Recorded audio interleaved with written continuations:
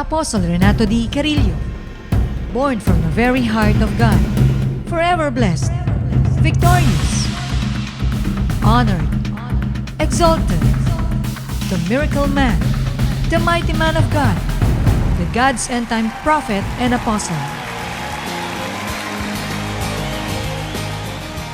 Great is God's faithfulness to your life, man of God. For all your prayers, sacrifices, expressed love, and dedication to God and His will, we always thank God for you because of His grace given you in Christ Jesus.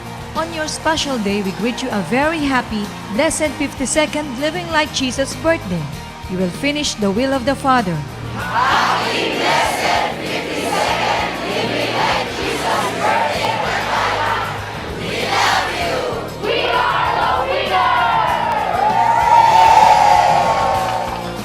Greetings from the woman of God, Prophetess Ellen Gacarillo and family, and the Jesus is Our Shield Worldwide Ministries, ministerial staff, pastors, and congregations from 300 chapters nationwide and 50 chapters abroad, and from countless of precious lives who are blessed by your life.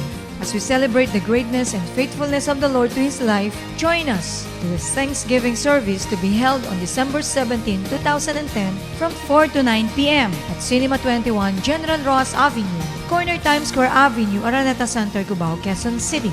Come and be blessed. Free admission.